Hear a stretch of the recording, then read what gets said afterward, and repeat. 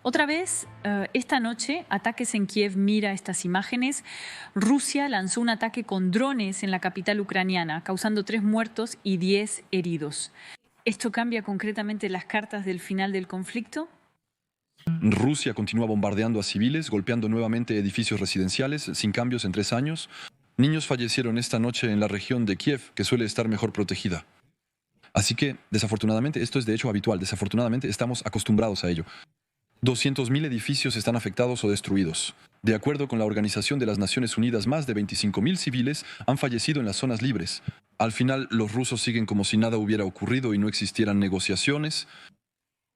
Volodymyr Zelensky reunió a su gabinete militar en Kharkiv, una ciudad cerca de la frontera con Rusia, porque lo hemos visto más en el campo en los últimos días. Hoy, la guerra continúa, es una realidad. Tendemos a pensar que solo existe la dimensión política. La guerra continúa día tras día. Kharkiv es una ciudad que está siendo bombardeada. Había bombas planeadoras. Afortunadamente, desde finales del año pasado, cuando a los ucranianos se les permitió responder a los ataques que sufrían en su territorio, atacando a Rusia, en mayo de 2024, por primera vez, hubo un colapso de este frente por parte de los rusos, pero el frente aún no se ha estabilizado. Los rusos siguen ocupando una pequeña zona al norte de Kharkiv. Por lo tanto, también allí los combates continúan. El presidente había visitado muchos frentes. Kharkiv, una de las ciudades más grandes del país, no la visitaba desde hacía tiempo, pero es importante mostrar apoyo. También se ha ido a Pokrovsk, una ciudad que los rusos han estado tratando de capturar durante varios meses. ¿Cómo resisten los ucranianos y con qué medios en esta zona? En el frente los rusos avanzan lentamente. Recuerdo 2024, han avanzado solo 4.000 kilómetros, un tercio de los departamentos franceses, mientras han perdido 400.000 hombres. Por lo tanto, la proporción de progreso a la velocidad actual. Necesitarán otros 2 años y medio, 3 años antes de simplemente tomar la zona de Donetsk. Por lo tanto, estamos ante una lentitud increíble. El sur de Pokrovsk, he estado allí 4 veces desde el pasado agosto. El sur de Pokrovsk, especialmente la brigada formada en Francia, Anne de Kiev, ha sido equipada y formada en Francia, que llegó a mediados de diciembre. ¿Y si miramos desde mediados de enero? Los ucranianos bien equipados realizan pequeños asaltos mientras los rusos se han estancado en su avance. ¿Y qué es lo que marca la diferencia? En la zona sur cuentas con vehículos militares como los 18 Césares, 21 carros, Leopardo, vehículo de avanzada blindado y AMX-10 de la artillería francesa para movilizarse de forma segura. Cuando los rusos tienen masa no pueden avanzar, es necesario. En resumen, todo depende de la cantidad y calidad del armamento y entrenamiento suministrado. Los ucranianos están agradecidos por la información y materiales proporcionados que demuestran que los rusos ya no pueden avanzar cuando se enfrentan a ello. Entonces, nos estás diciendo que en realidad nada está decidido. Si en todo el frente había una cantidad de material necesario, suficiente para recuperar territorio, sí. Los ucranianos tienen la voluntad de liberar su territorio e impedir que Rusia avance. Y si todo el frente tuviera la misma densidad de armamento que Francia ha suministrado a Ucrania en esta reducida área, no hay duda, Rusia nunca podrá conquistar siquiera el Donbass. Actualmente solo Francia puede proporcionar lo necesario para esta pequeña parte del frente. Pero no todos los aliados contribuyen por igual y el gran aliado, Estados Unidos, ha dejado de hacer grandes anuncios desde la declaración de Trump. La preocupación es principalmente del lado de Kursk. Escucha lo que dicen los estadounidenses y sobre todo el negociador jefe Steve Witkoff. Hoy, Putin me preguntó durante nuestra reunión ¿qué hago? Mato a los soldados ucranianos que no quieren rendirse en las áreas donde los rodeamos. ¿Cómo hago para que se rindan? Estaría feliz de no matar a todos y ver a los soldados agitando la bandera blanca, si puedo. Lograrlo. Los soldados ucranianos.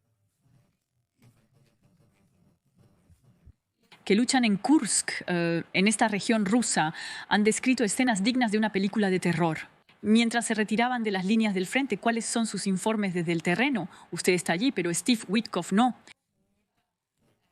¿Ha ido allí? Entonces no ha... Aunque ya no estoy en la carrera, mantengo contacto con personas que aún luchan allí. Perdí a 2 seres queridos en esa zona, por lo que recibo informes importantes de la misma. Al principio los rusos seguían intentando avanzar. En un momento, los estadounidenses dejaron de brindar inteligencia a los ucranianos y ahí, durante casi una decena de días, los ucranianos se percataron de que los objetivos que atacaban a diario con sus drones kamikaze y artillería ignoraban que parte de la información provenía de los estadounidenses, lo cual descubrieron en esa ocasión. Demonios, cuando los rusos se posicionan y llega su artillería, ya no podemos destruirla porque desconocemos su ubicación. Y por lo tanto tuvieron dificultades en el norte, y ahí tuvieron un retroceso. Eso es cuando, La inteligencia fue cortada, exactamente. Sin embargo, después, desde que se restableció la inteligencia, no hubo más problemas. Volvió a una situación normal, pero se les pidió que retrocedieran, sin dejar minas. En resumen, se les había garantizado seguridad, una especie de promesa de que nadie sería abandonado por los rusos en aquella época. ¿Recuerdas? A los ucranianos se les ordenó no perseguir ni destruir a los rusos, sino romper los puentes para permitirles irse. En ese momento, Estados Unidos temía que Rusia utilizara una bomba atómica en Ucrania, y aparentemente, así como dejaron ir a los rusos les permitirán retirarse. Y retirarse era una exigencia de los estadounidenses, ¿no? Seguramente los rusos les dijeron para comenzar a negociar un alto al fuego. Nosotros queremos recuperar la ciudad de Soudja, por lo tanto, retrocedieron hacia Soudja y, contrariamente a su promesa, evidentemente, los rusos bombardearon a los ucranianos que se retiraban.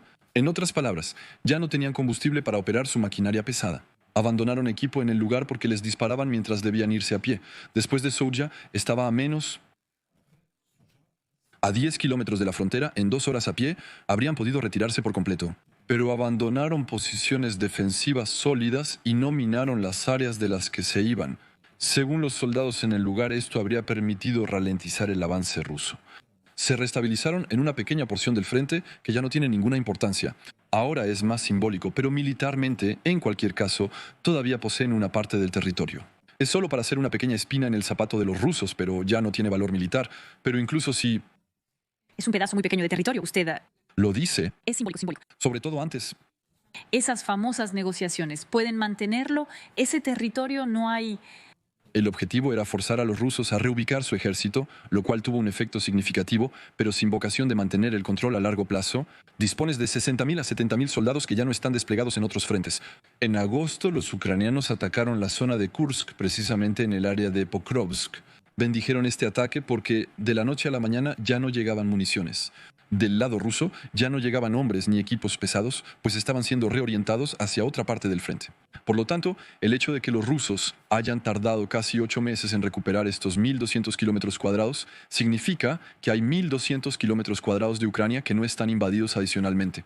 Por lo tanto, es cierto que es desviar el frente. Lo que los ucranianos están haciendo en Belgorod es exactamente lo mismo. Sí, has desplegado fuerzas, pero en Belgorod sigue siendo igual de débil. Por lo tanto, ataquemos en Belgorod e impongamos a los rusos que pongan tropas realmente sólidas en toda la frontera. Eso es lo que están haciendo los ucranianos. Y eso es para desvestir el resto del frente. Lo decías. ¿Serían las nuevas tácticas de drones rusos las que habrían inclinado la batalla de Kursk? Una estrategia. ¿De uso de drones de fibra óptica que cortaron las líneas de suministro enemigas? Mira lo que se dice en el Wall Street Journal, que dice que durante semanas pocos vehículos de suministro pudieron llegar a las tropas en la provincia de Kursk, porque los rusos habían puesto las carreteras al alcance de los equipos de drones explosivos, dejando así las reservas ucranianas tan bajas que algunos soldados derretían la nieve para obtener agua potable. ¿Cómo sucedió eso? Cuando hablamos de escena de horror, ahí concretamente estamos totalmente en ella. De hecho, concretamente... Solo había una carretera que permitía llegar a Ucrania y a las zonas del frente. Desde el momento en que los rusos habían recuperado una cierta proporción del territorio, estaban a 1.200 kilómetros cuadrados, habían bajado a menos de 500 kilómetros cuadrados controlados. Y allí había tanto la artillería como los drones kamikazes que les permitían golpearlos, los drones kamikazes rusos. Sin la fibra óptica, estaban interferidos, no tenían ningún interés, por lo tanto todo lo que los rusos usaban en la zona era de fibra óptica, teniendo menos que en otras áreas. Y solo una parte de ellos se podía usar de noche. En resumen, todo ocurría durante el día. Tenían que moverse realmente muy rápido. Y estaban recibiendo drones a la derecha, a la izquierda. Realmente estallaba.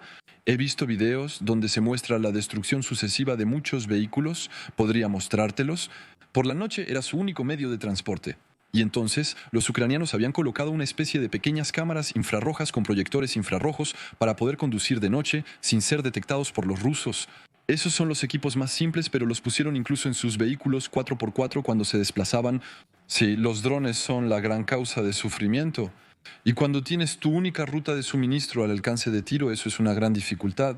Entonces yo no tenía historias sobre el agua, pero tenía historias sobre la gasolina. Ya no tenían gasolina.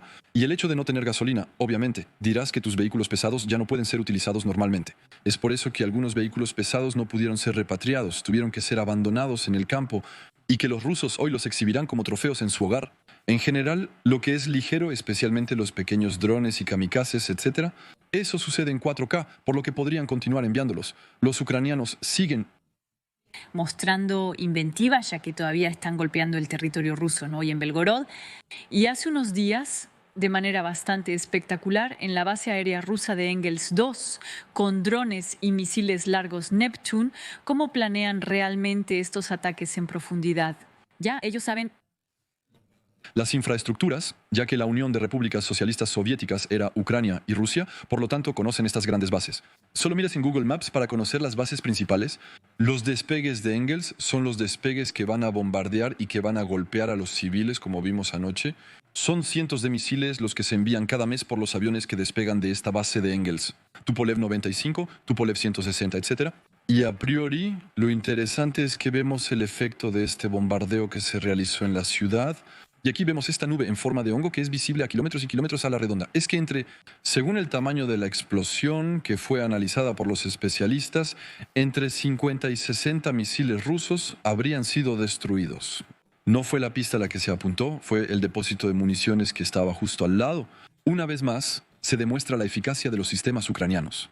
¿Recuerdas el barco, el navío Moskva, que fue hundido? Era un misil antibuque, ese misil Neptuno.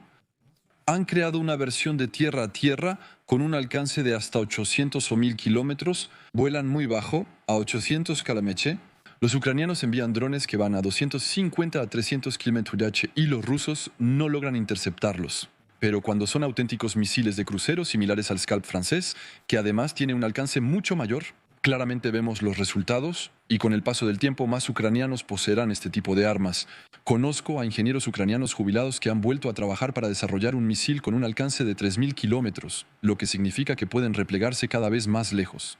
Pero el día en que sus aviones bombarderos tengan que despegar a 3000 kilómetros en lugar de 1000 kilómetros, lógicamente, tendrán la posibilidad de realizar menos misiones de bombardeo en un día. Los rusos también han aprendido de los ucranianos sobre el terreno. Ellos utilizan especialmente los drones Sala, drones rusos de reconocimiento con una larga resistencia entre 6 a 7 horas de vuelo, desarrollados para proporcionar información precisa a la artillería. Defense Express informa que se están combatiendo drones vuelo en primera persona antiaéreos. Los rusos han comenzado a integrar la visión artificial en las alas de su dron Sala, gracias a la cual sus dispositivos aprenden a realizar automáticamente maniobras evasivas. Eso cambia. ¿Qué concretamente? De hecho, el Sala en la base era un dron relativamente antiguo, utilizado en Siria en 2016-2017, al igual que el Orlandi. Por lo tanto, también mejoraron en Ucrania, ya que se desplegaron allí desde 2014. No es una novedad, pero entendieron el interés de estos drones. Y Ucrania desarrolló un método, una metodología para destruir estos drones de observación, enviando estos pequeños drones kamikazes que vemos en muy grandes cantidades golpeando contra el suelo. Los fabrican en una especie de portadrones, así como nosotros tenemos portaaviones. Ascienden a 3000 metros de altura y liberan sus diminutos drones. Y el dron irá al encuentro de estos drones de observación para chocar con ellos, para ser capaz de destruirlos. Y entonces, después de perder cientos y cientos de drones, más de 1500 drones de observación rusos comprobados, destruidos con este método de contacto voluntario en vuelo, los rusos han implementado un método. En el techo del fuselaje han colocado una pequeña cámara idéntica a la que tenemos en nuestros teléfonos. Cuando un dron se les acerca, harán una maniobra evasiva. Es decir, el dron se dejará caer un poco más bajo sin que el piloto necesite realizarlo. Por lo tanto, es por eso que hablamos de inteligencia artificial. Es un sistema automático para evitar el método ucraniano de colisión voluntaria. Un nuevo dron también está en París esta semana al lado ucraniano. ¿Es una gran innovación, me decías? Un dron diseñado para contrarrestar los helicópteros rusos es revolucionario. Hasta ahora los ucranianos tenían pequeños drones con los que intentaban colisionar, especialmente con los drones de observación. Gradualmente desarrollaron drones capaces de destruir misiles de crucero económicos, también llamados Shahed, y habían hecho varios intentos para tratar de colisionar con helicópteros. Un 250 km/h. Ellos tienen un pequeño dron kamikaze en una misión. En esta imagen vemos un dron kamikaze intentando interceptar un objetivo. Aquí es un Kamov 52. No funcionó porque el Kamov 52 va demasiado rápido. Imágenes de intentos como ese de destrucción de helicópteros en vuelo con un dron kamikaze que cuesta 300 euros. Bueno, obviamente, sería interesante si pudiera lograrlo. El gran problema es que estos helicópteros van demasiado rápido en comparación con el dron kamikaze ucraniano. Y el segundo problema es que el viento, el rotor del helicóptero, los hacía volcar. Y entonces el nuevo dron que los rusos han revelado, porque es una información que viene de los propios rusos, que dicen, vaya, los ucranianos concluyeron este desarrollo. Es un dron que va más rápido y que está diseñado para no ser perturbado por el viento de los rotores. Por lo tanto, podemos esperar que en las próximas semanas comiencen a caer helicópteros rusos de nuevo, incluso a varios kilómetros de profundidad, sin necesidad de acercarse a la distancia de tiro, desde los polos de los ucranianos. La Fuerza Aérea ucraniana recibió un nuevo lote de aviones F-6 esta semana. Ellos van... ¿Para qué servirán en los próximos días? Por ahora, Los ucranianos utilizan principalmente sus aviones modernos, como los F-16 y Mirage 2000, es quedarse en la retaguardia para interceptar los misiles de crucero y los drones kamikazes de larga distancia rusos. Hay dos acciones potenciales para estos aviones: es hacer bombardeos o servir de defensa aérea, móvil, de teatro. Muchas ciudades están desprotegidas. Por cierto, Kiev, anoche el sistema de protección fue insuficiente para interceptar todo. Entonces, tienes estos aviones de combate, el F-6 que podrá despegar, que hay misiles antiaéreos, tiene su propio radar para enganchar su objetivo, y con los misiles aéreos que tiene bajo las alas, será capaz de destruir hasta 6 misiles en un solo vuelo. Así, agregando 4 a 6 aviones en una noche, podrías destruir unos 20 misiles de crucero rusos adicionales. Y en realidad es una carrera entre la capacidad de disparo de misiles rusos y la capacidad de los ucranianos para defenderse.